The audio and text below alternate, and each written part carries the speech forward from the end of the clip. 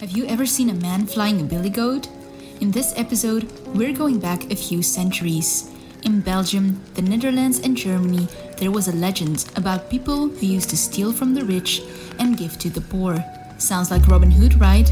Well, not quite. They weren't just running around or riding horses. No, they were flying in the air on giant billy goats, creatures the devil himself gave them. In today's episode, we are talking about the Bokkenrijders. Good evening, dear listeners, and welcome to They Come Before Dawn. I'm your host, Lawrence. And I am your co-host, Ray. And tonight, we'll be speaking about a local legend. The legend of the Bokkenrijders, also called the Billy Goat Riders. But we'll call them the Bokkenrijders. So, Ray, before I came with the idea of doing a podcast about the Bokkenrijders, or an episode about the Bokkenrijders, did you know anything about the Bokkenrijders? Actually, no. Not really. The name rang a bell, but I actually really didn't know what it was about. It's kind of shameful, because it's like a local legend, but... Well, it's local and it's not local. Yeah. It's you can take it with a grain of salt. Where we live, it's not a local, but it's one of the legends of our country, but not of our region. Yeah, indeed. Yeah. But still, yeah. It was fascinating, though, to research about it and learn about it. Like, I didn't know that this took place here, so it was really interesting to research it. Did you perhaps know the legends because of the theme park, the Efteling? No. No, there's in the Efteling, it's one of the theme parks in the Netherlands. There's a ride. It's a haunted house ride, but you know the haunted house rides where you sit on a bench in the room and the room starts turning around. What? Yeah. No, I haven't done that. It's such that type of ride, but it's themed all about the Bokkenrijders. No way. No, that sounds cool. I didn't know that actually. No. Well, once we go to the Efteling, once the world opens up again, we'll go together. Okay, yeah, that's a deal. It actually was one of the first things I thought about once we thought of doing a research about the Bokkenrijders. Was the attractie Villa Volta is the name of the attraction itself. No, I did hear about the comic from Suske and Wiske. Oh yeah, they have a comic book which is called the Bokkenrijders. Suske and Wiske is a very famous comic book in Belgium, and they also had an issue about the Bokkenrijders. Yeah, indeed. Do you know what happened in the comic book? I have no clue. I've never read Suske and Wiske. I've read it, but it's too long ago. Yeah, there's also so many comics about them. Like they have I think about more than 200 issues. Yeah, probably. If not even more, I don't know. Yeah, but comic books are something that we have a lot of comic books, and most of the comic books also deal with legends and stuff. Like Suske and Wiske has different issues about other legends, other Belgian and Flemish legends. Then indeed. And Jommeke as well. Yeah. And De Rode Ridder is also just a comic book about a knight in the Middle Ages. No, indeed. No, I haven't read any of those though. Well, when I was a little boy, I spent most of my time reading those comic books. Oh, okay. No, I mean, didn't. Everyone has a huge pile of comic books, of those kind of comic books at home.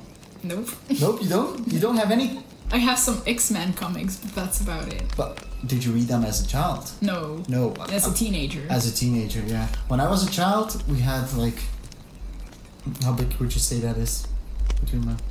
How big would that be? 25 centimeters? Yeah.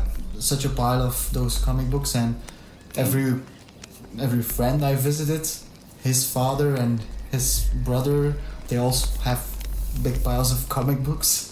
Damn. You know, and like when we go to a flea market, you always see. Yeah, that's true. So these comic books are very prevalent. Yeah, some of them are worth a lot actually. Oh yeah. Especially those from Keufke. Oh yeah. Tintin, yes.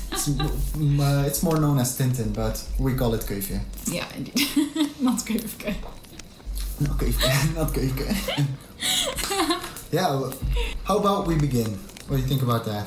Yes, Lawrence, you can start. Yeah, so we have each took a different period of the Bokkenrijders. They were active for quite a long time. Beginning of the Bokkenrijders era was about 1734. They were in different periods, and both of us took a different period. It ended at the end of the 1700s.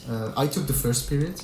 Period I'm talking about is the period in 1734 to 1745, and it's taking place in the Netherlands, in Limburg. Yeah. Not Belgian Limburg, but Dutch Limburg. Yeah.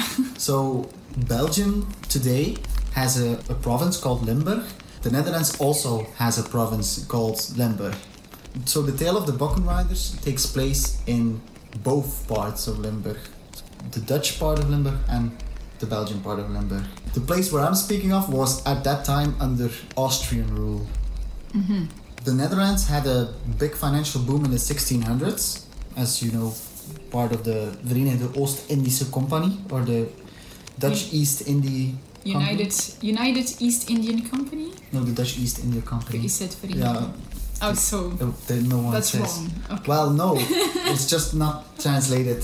Okay. But United Dutch East India Company would also be correct. Okay. Yeah, but you know the Dutch East India Company. Of course, I know all about it. So the Netherlands had a lot of colonies in India and I think parts of Southern America and Northern America. They had a lot of colonies. They gathered a lot of spices, so they traded in spices. Oh. They also gathered a lot of humans, and they traded humans. Oh. Slavery. Mm-hmm. It's a bad part of history, but it's a part of history. Indeed. Because of their trade in spices and in slaves, things they also traded in sugar and amongst other things. That greatly boosted their economy, but their economy had a huge dip in the 1700s, which is where our legend takes part. Mostly because the linen industry took a huge hit, Mm-hmm. and once your economy starts going down, that means poverty. Yeah. The rich stay rich because they are the Yeah. owners of the factory, they are the owners of the farms. Yeah. They invest in stuff, and they keep getting richer while the poor keep getting... Yeah, the divide more between poor, rich and poor is bigger. There was also a different work schedule at that time. Mm-hmm. Like the both of us, we work 5 days a week. Yeah. I mean, I hope so. Yeah. Yeah. So we work, 40 hours a week? No. 8 hours a day, times 5, 40 hours a... You maybe, not me. No, you don't? I work half time? Yeah. I work half time. I work Alright. part-time. The farmers and the workers at that time worked 6 days a week. They only had Sundays off for mass, Yeah, which indeed. At that time, Christianity. yeah, indeed. So presumably they worked longer than we work at today's standards, but Probably a lot longer. there was also a big class system. As I said, the rich, those in power and those in government, didn't really mingle with the lower classes, the middle class, Yeah. and especially the lower classes. But that's something that is going to come back. I have a lot more to say about the class system, but I just wanted you to know that it's something that's prevalent. Okay. We are not going to talk about something that's happening in cities, in large cities, like Amsterdam was one of the largest cities at the time. It's far away from there. It's in the southern part of the Netherlands. It's in a wide open area with little towns, low populace. So yeah, we're going to talk about that. But Our story talks about the Bokkenrijders, which is a thieves gang who gained a legendary fame for their actions. The Bokkenrijders got their famous name because it was said that every member flew a billy goat through the sky to commit their crimes. I'm not sure if those goats were big goats or smaller goats, because the goats that we know are fairly small. yeah. I mean, I don't see myself sitting on a goat and riding it through the sky. The poor thing would probably just get squished. Yeah, probably just break in half. Yeah. Break in half. In a trial in 1773, there was a man called Matthijs Smeets from a little town called Beek. He claimed to have flown a single giant goat together with 42 other gang members. So, there are 43 people who flew on a single goat. Like one huge goat. Yeah, one big, huge goat. I actually did a little calculation. Look this up. How much space does a human require in a comfortable sitting position? A regular person uses about 40 centimeters of sitting space. So 43 times 40 centimeters would be 1,720 centimeters or 17 meters. An average goat is about a meter long. So you can roughly say that 2 people can sit on a single goat. Yeah. The poor thing.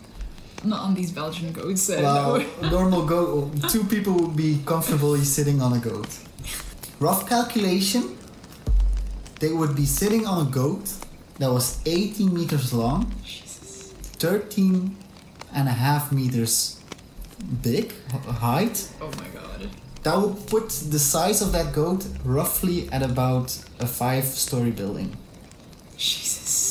I haven't seen that many goats that are that big, but that's a huge goat. And imagine not only that it's a huge goat, but imagine it flying in the air.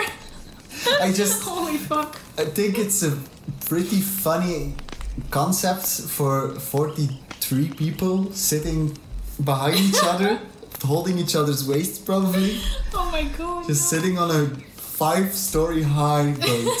Okay, I just imagined something, okay? You know, in the 60s we had cults, you know? So imagine like one of these hippie type of cults, you know, in the flower vans, you know? Putting imagine flowers in their hair. and with the ukuleles and stuff. Like imagine that on the billy goat. Just sitting a around. huge group of people on the goat being like la la with the ukulele.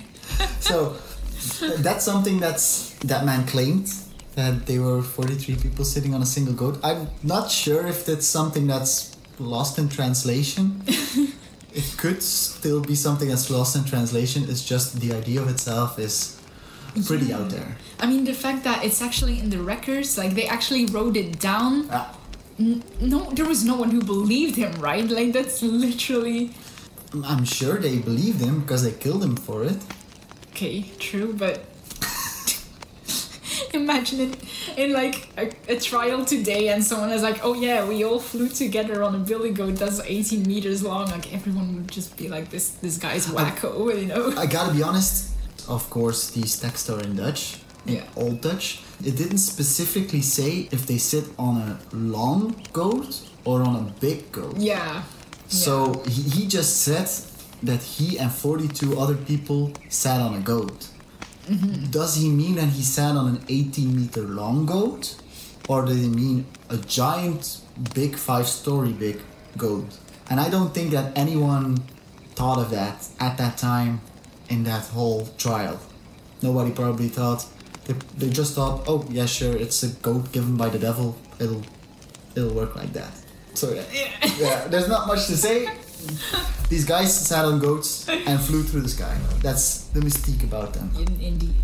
So it is said that they worked in a cell-like structure. So they had a military ranking. There was a captain on top. There was a sergeant, a lieutenant. All these rankings were used, which in and itself is very handy with quotation marks. It means that if you're part of the gang, you know the one that's above you, but you don't know the guy that's above him, and you don't know the guys above him, so you don't really know who leads the gang. Yeah, indeed. To be a part of the Bokkenrijders gang, every initiate had to swear an oath, denounce God, and swear to the devil.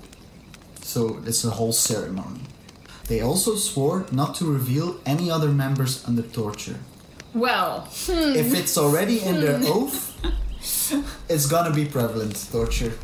Part of the Robin Hood status can be found in the oaths that are said to be sworn in the town of Heerlen. It's also a small town. It's all small towns. There are no big towns where we are talking about.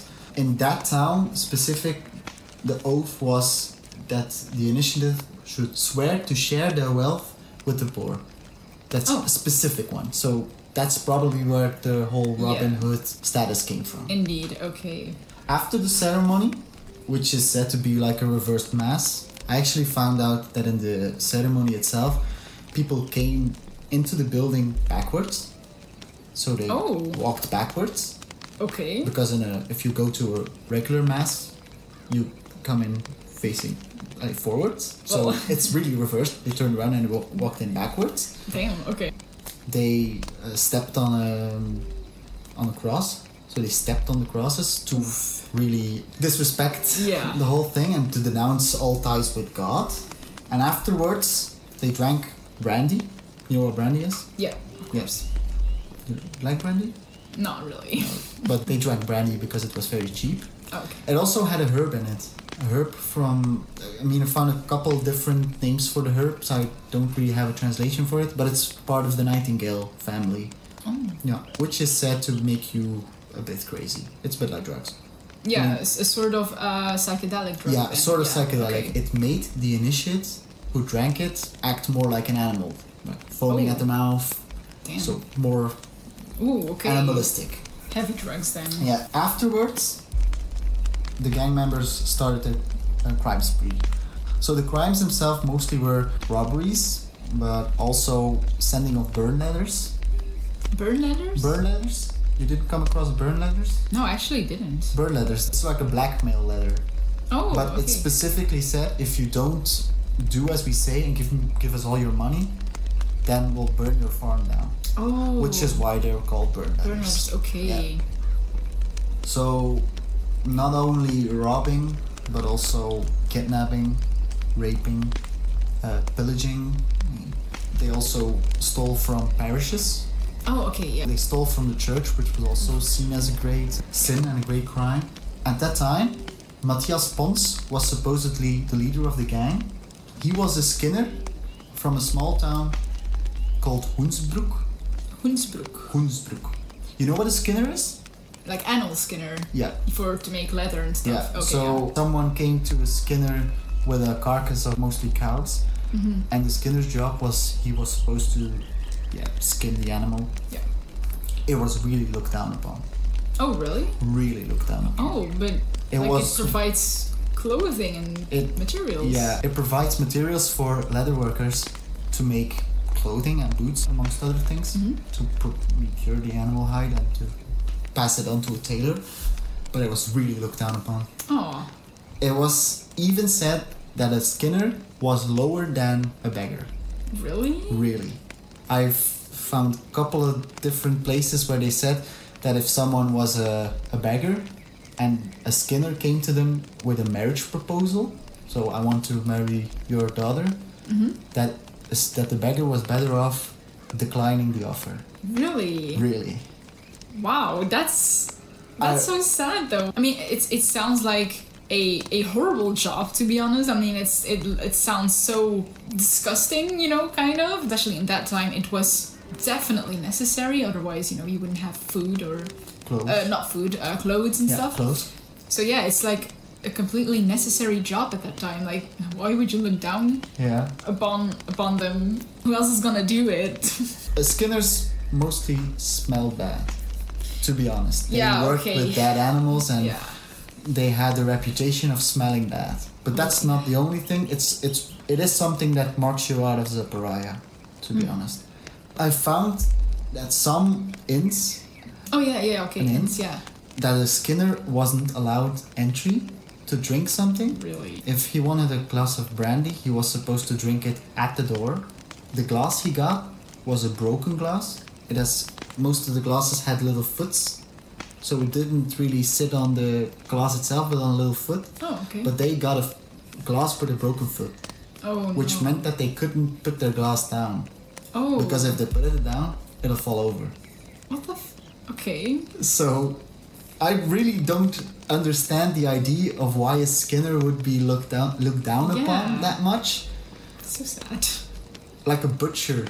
A butcher is also very necessary. They work with dead animals as well. Yeah, indeed. So why wouldn't the butcher be looked down upon? But no clue. Someone who's a tanner, who tans the leather that needs processed by a tailor, he also works with animal skin. Why isn't he looked down upon? He was looked down upon. He was also one of the lower... Oh yeah, but... The working class was very looked down upon. Oh yeah, of course. But at that time. These skinners were so looked down upon that most skinners married other skinners. Yeah, I literally found like Matthias Pons. Yeah. He had 9 children with his wife, Barbara. Who was a daughter of a skinner. Oh, okay. And his children were skinners, and they married other children of Skinner families. Jesus. And sometimes they married nieces and brother, sister. No. Because, who are you gonna marry and who are you gonna start a family with? Oh no. Nobody wants to marry a Skinner, so... Oh no. Yeah, I sort of understand why at the time of poverty, because these people, whilst they had a job, were very poor. They were looked down upon so much. I really can understand why they would become criminals and start robbing people. Indeed. It isn't justified. No. You can understand the path these people take. Indeed. As I said, Matthias and his wife had 9 children. They just had bigger families because most of the children, half of the children died when they were young.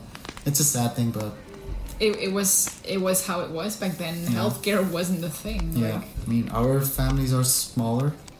We were with 2 at home. You were 3. Well, 2. My half brother didn't live with us, but your half brother, yeah. Max 3. Yeah, not maximum 3 people. You don't hear many families having so much children anymore. No. I mean, you hear from your grandparents. My grandfather they were with 12 siblings. 12. And I think my grandmother also around 10. Jesus, that's a lot. That's a lot, yeah. That's a lot. That's a lot. But yeah, times were different. Yeah. Mother stayed at home, only looked after the children. Which is a hard full-time job, by the way. It is, especially if you have 9 or 10 or 11 children. And the father went to work, but they could afford it for just the father to go to work. It's not really at that time. But whatever. We're not talking about social status in the 21st century or in the 18th century. Voilà. Yes, we are. Matthias, once they named him as the gang leader, he was named by, I think, 4 different people. Once they named him and he was captured, he in turn gave the names of about 40 people. 40? 40. I read the testimony, his testimony. Yeah. And he names about 40 people, from which 6 of them are his children. Yeah. Well, he gives the name of 6 of his children. Holy moly! The testimony itself was quite difficult to read because it was in Old Dutch. Oh god. And Old Dutch is not the language that we speak. You see how much the language has evolved, so I could read it. Can I see? Oh, of course you can see. I actually didn't see that. Just give me a minute. So, I'm gonna let Ray read over a bit of Old Dutch. The document itself is called A Sharp Examination of Matthias Pons, which is the testimony that they took from him after torture. Yeah. Because it's called a sharp examination. Okay. It's not a regular examination, it's a sharp examination. So just read it silently or if out loud, doesn't matter. Okay. Verder is bekend de beklager met de vorige en de enige andere complicen die hij niet perfect designeren kan, medeplichtig en handdadig is geweest. Benevens Jorst Klinkerts, gedetineerde alheier aan de kerkdieverijen begaan op den Scheids. Al waren zij die deuren geforceerd hebbende, hij beklaagde met de meesten deel van zijn vorige complicen in de kerken is gegaan tot aan den altaar. So what I think that means is, further the defendant was alone with his accomplice, which he can't perfectly describe, who was an accomplice and basically the same thing or something. And then it's a name, a prisoner who was released. I don't know what that is. So even though they forced the door, the defendant... So we can say it's very difficult to for translate. Someone who speaks regular Dutch to look at a document that's Old Dutch and what it is. What it actually was that you read is that the defendant claims that he and another accomplice called Joost Klinkerts, who was also at that time imprisoned. They went on their church thieving. I wouldn't say church thieving spree, but they went church thieving. Yeah, okay. It's the crime that's said here on the Schenk, and that's I think should be a river. Could be a church that's close to a river. Oh, okay. And then it also said that both of them forced the door, in which they robbed the altar. Ah, okay. I was close. You were very close. You were very close. Nice. But it's Old Dutch, and I read the whole testimony. The document itself starts with him telling the people who are questioning him who his accomplices are, and it's a list that is very specific and also very vague. He talks about one of his accomplices in very detail. He says they're black of hair, brown of eyes, they're very short, and they're very muscular. And then he also says, then there's that guy. Oh. Very vague. Then sometimes he says where they live and who their brother is and what they do for a job. And then other times he just says they come from there. So it's a very weird list. Yeah. But he also says the names of 6 of his children. And we know what happened. Oh my god. We know what happened to these children. All of them were captured. All of them were imprisoned. All 9 children? All 6. Not Or just okay. all just 6. Yeah. The 6 he said the name Names, of. yeah. So his eldest Johannes was able to escape his detention, but he was later on caught and hanged. His middle son Peter was executed. His eldest daughter Ida and her husband Johannes, who was also called Johannes. No. That Johannes, also a Skinner. Oh yeah. They all took part in the robberies and were also executed for it. The middle daughter Maria, she took part in the robberies dressed as a man. Oh. And that's something that comes back. Oh. It really is something. I found it 4 or 5 different times. Women who were dressed as men in these robberies. Oh, okay. Well, it sounds kind of logical. Have you ever worn a dress? Imagine. I mean, yeah, I did. I mean, imagine. I don't know. It could be. Imagine doing a robbery in a dress, and a really long dress. Yeah, those. I mean, at that time, the dresses that they wore are the dresses that modern day women wear. No, and even in a modern day dress, you can't do a robbery in that. No. I would like to see you do it, but. Nope. So she was dressed as a man. She also got the death sentence, was executed. However, the fate of his youngest son Hendrik and his youngest daughter Margaretha, not really clear. How old were these children at the time? I think they might have been. I think the boy was 12 and the girl was 14 or 15. These youngest of those 6. Well, of those 6, the youngest, Yeah. I think they were about that age. If And I make a quick calculation. Is that the reason why there aren't records of them of what happened? I don't think so, because in other documents they're not that discriminate about age or Okay. sex. They didn't matter how old or how young or man or woman. Jesus. Yeah. Would they actually?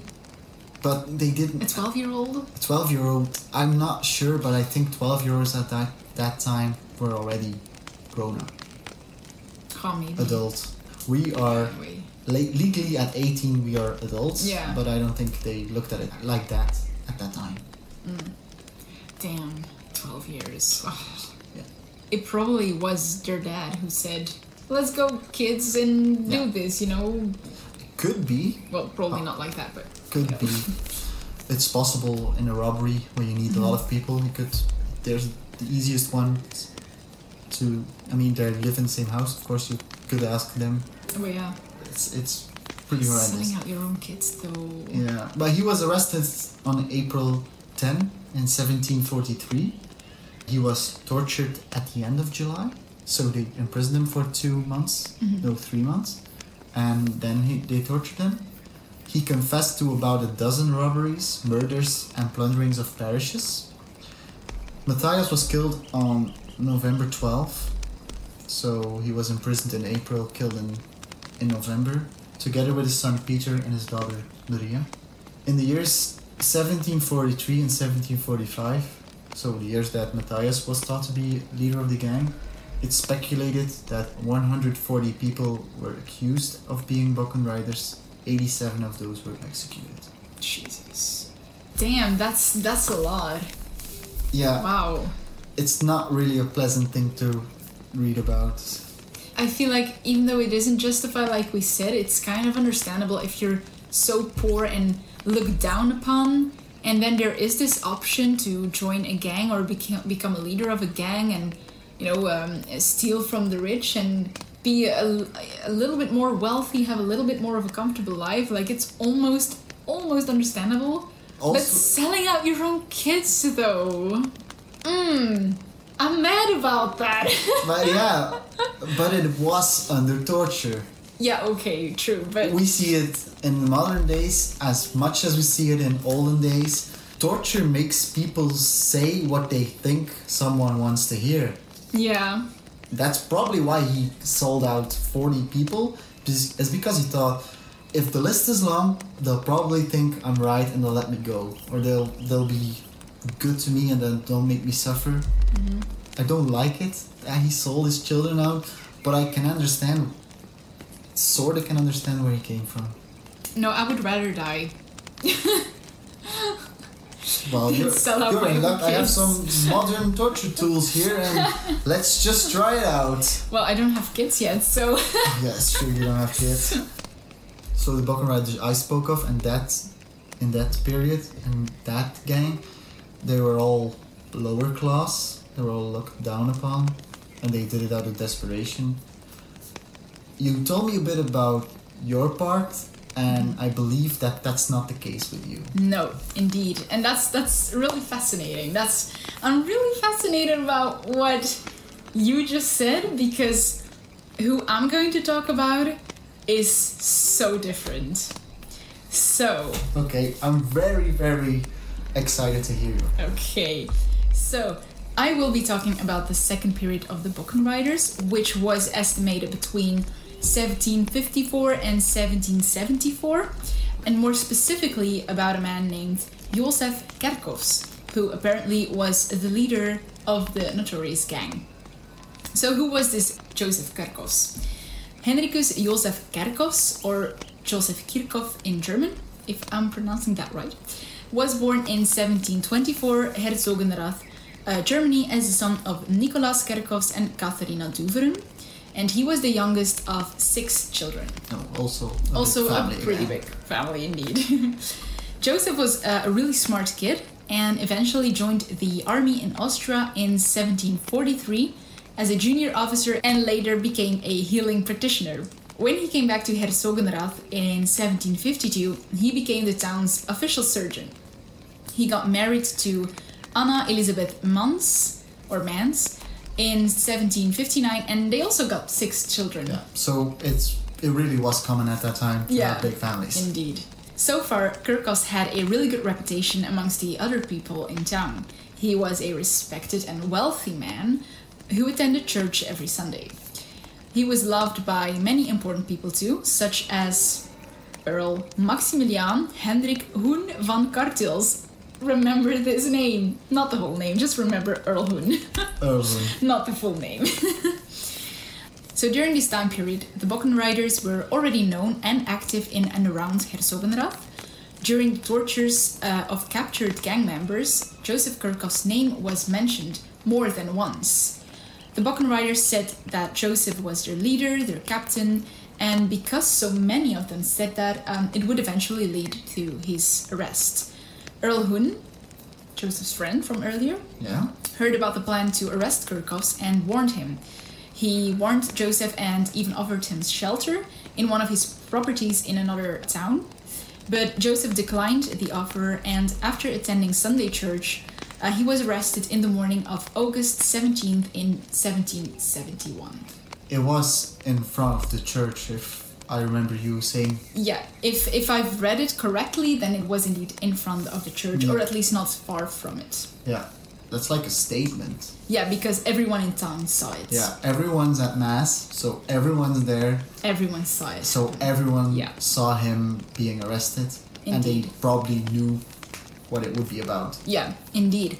But the people of Herzogenrath were very surprised. Was their surgeon really living this double life, you know? People back then believed that the devil came to Earth to seduce poor and uneducated people into becoming what, for example, the Bokkenrijders had become. Yeah. So that didn't sound like Kirchhoff's at all. But of course, the Billy Goat Riders needed a educated leader, and that's where Joseph's profile did fit in. It's also something I've read about a bit. Joseph Kirchhoff's was the town doctor. What I read about poor people and their living conditions, it wasn't really that good. Their houses were tiny, wet, Yeah. not properly isolated. Coldness, wetness, those things create diseases, which would make Joseph Kirchhoff's go to the poorer people. I can kind of understand him being able to, if he was the gang leader, him being able to gather poor people Yeah. and uneducated people and people who are in need of money to do these crimes. Yeah, maybe. Maybe that was indeed the case. Joseph's torture began in October of 1771, Yeah. so he had also been imprisoned for a few months. Yeah, and everyone's tortured. Everyone is tortured. Yeah, No, everyone. no, that's not. That's a state. That's Yeah, everyone was is tortured. torture, indeed. So, as with many of the Bokkenrijders, they used thumb screws, which is a torture device where the thumbs or other fingers got placed in between two metal pieces that got screwed together tighter and tighter. That doesn't sound fun, but it gets worse. They also used the Spanish boot, which is a sort of cast that they would put around the leg or foot that had metal pins on the inside.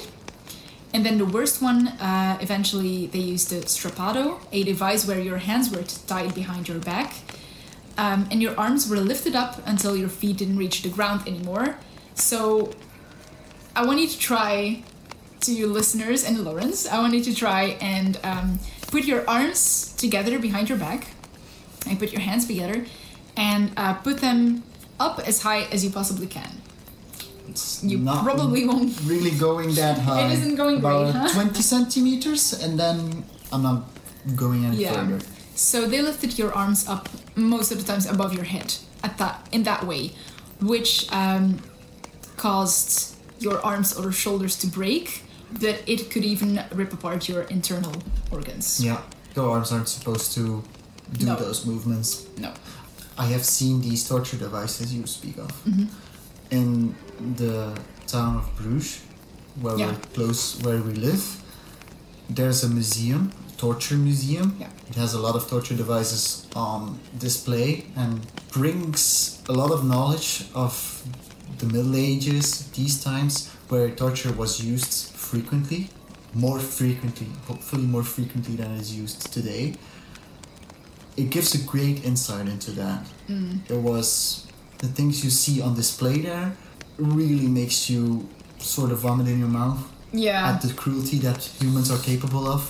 I can imagine. Like, I wanted to visit the museum as well for my research, but sadly, because of COVID, it was closed. Once it's open, we'll go again. Indeed. Because it's an interesting museum enough to go there a second time. Yeah, probably. But it's very... They had one of those, I think it was called a Spanish sack, something like... Oh, that does ring a bell. It is a huge sack which they put a person in, and they put together with the person, I think, a fox, a snake, a wolverine, What? and a cat in that sack.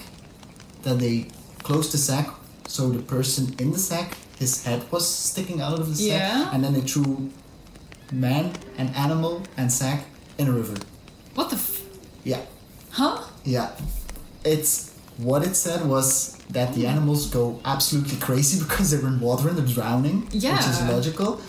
They start attacking the man or the person in the sack to get out, which is just a whole bunch of chaos. Jesus.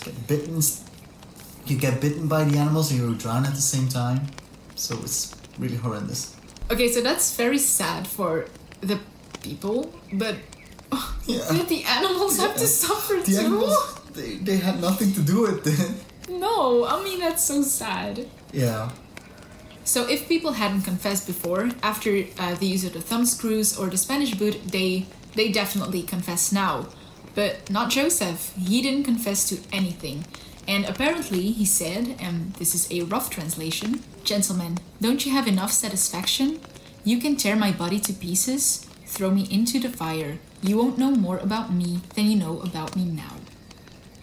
Which I think is a pretty strong quote. It's a strong quote. It tells a lot about the man himself. Mm-hmm.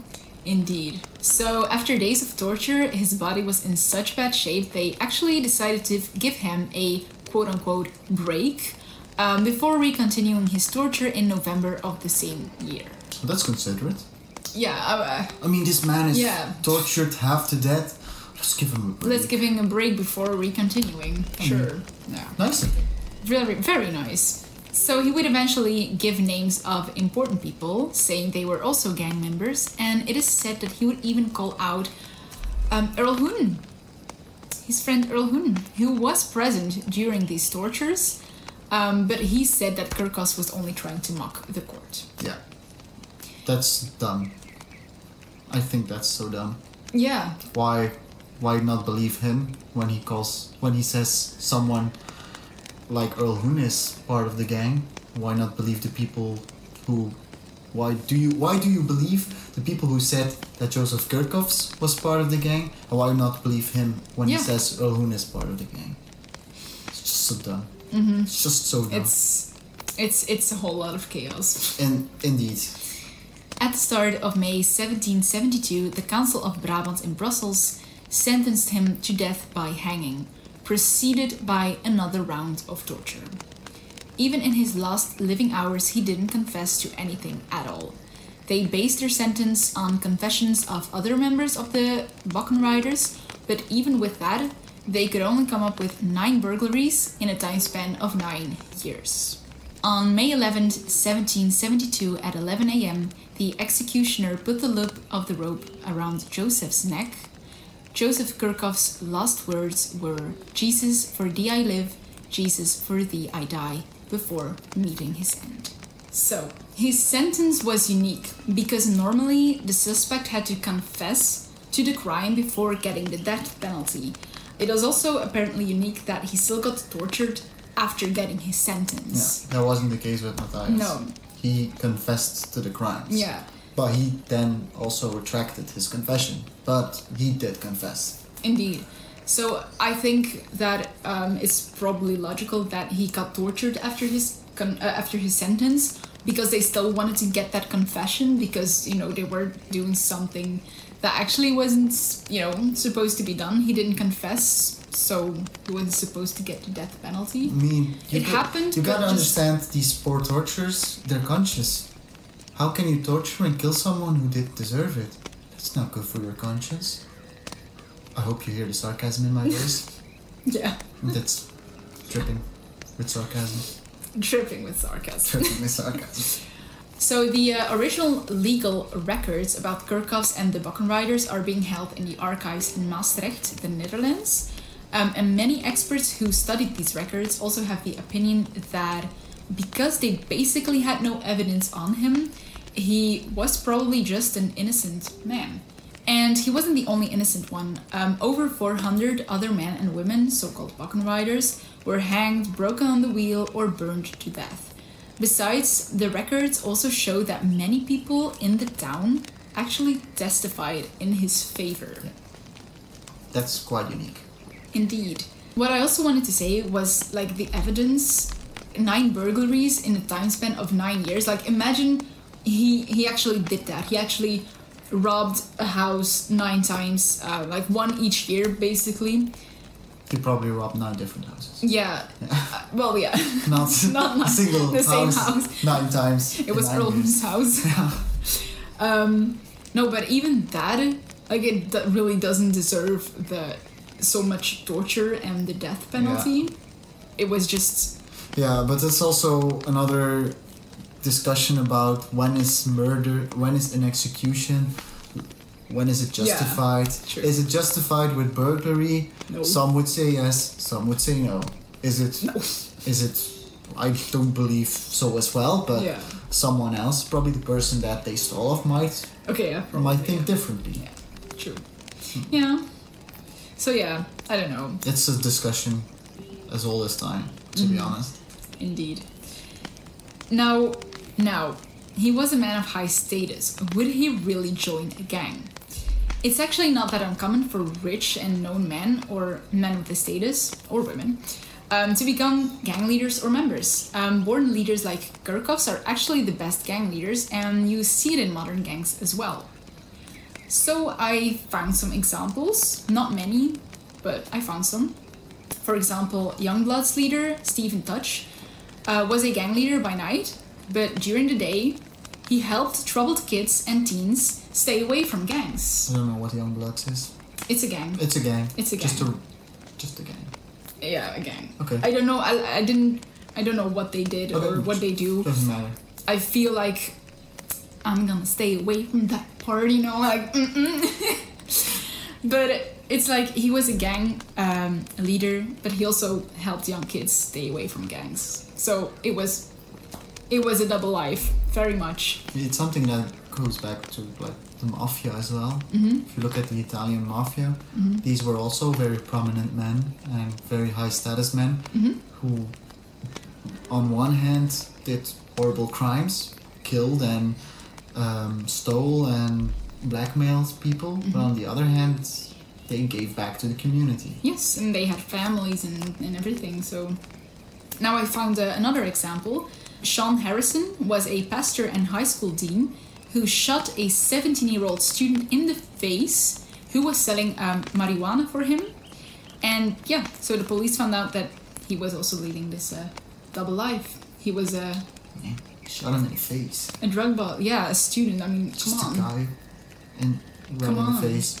I don't know why he shot him in the face. Probably because he stole some marijuana or. It really doesn't matter. He shot him in the face. Yeah, yeah, of course, but it's crazy. So yeah, for Joseph, it actually is possible that he indeed was leading a double life. And besides, his name got mentioned in other hearings and tortures from Bokkenrijders, even 4 years after his execution. Mm-hmm. He was still named 4 years afterwards. Indeed. So my thoughts about this, I think it is possible that the actual Bokkenrijders said his name because he was very wealthy and successful, and they hated it for it. So they said his name during tortures as a way to get back to him. Could be. Maybe he didn't want to give them medical attention. Yeah. And they were mad about it. Or sort of like a political assassination. Mm-hmm. Yeah. Just destroy the man and his name. Yeah, maybe. I also think it is possible, like mentioned before, that he was leading a double life, but his followers weren't as loyal as he had hoped them to be. And maybe he just had too much pride to admit his deeds. Now, I actually have a little bit more possible evidence. As I said, Kerkos had a lot of brothers and a sister. Now his younger brother, Balthazar Kerkos, also got accused and arrested for being a leader of the Bokkenrijders. Sadly, he passed away on the night between the 6th and 7th of March 1771 after being violently tortured. It is said that when Balthazar got arrested, Joseph was actually not surprised that he was up to no good, since they hadn't spoken in 2 years. And Joseph was really disappointed to find out the truth about his brother. But was it the truth, though? Sadly, I think we will never know what really happened. Joseph Kerkos took his secret to the grave. It's a sad tale, to be honest. I think so too. I mean, if he really was the leader, then I kind of feel like he went down with style. Can I say that? I think I can say that. You can say that. Yeah. It's been a while. It's been almost 300 years. You can say that. But if he wasn't, well, then it's just really sad for him and his family. I didn't find out what happened to his family afterwards. He did not sell out his children. I do know that. He didn't. Good for him. He did try to sell out Earl Hun, but I think that was because he was mad at his friend. Why would he be mad at his friend? Well, he like Earl Hun did try to warn him, but he also like didn't come up for him during the tortures. And he was and present. I mean, if Earl Hun would have done that, he probably would have been accused as well. So it was kind of. I wouldn't really like my friend if I was in Joseph Kirchhoff's shoes. No. So we spoke about two prominent people, Matthias Punze and Joseph Kirchhoffs. They were both active in different periods. Those were the only times that the Bokkenrijders were active, supposedly. But it were two people that the both of us found very interesting. Yeah. Yeah, it was quite by coincidence how these people are two different, very, very different people in all way of looking at it. And you chose Kirchhoffs and I chose Pons. Yeah. It was really fascinating how both of us Indeed. decided to take these two very different people. We didn't quite speak about Belgian part of the Bokkenrijders. Their crimes or their punishments, they were largely the same. Mm-hmm. You can see it in my story, you can see it in yours. Yeah. It always comes down to the same thing. A total of 1,200 people were accused of being a Bokkenrijder. So that was from the beginning till the end. Yeah, that's a lot.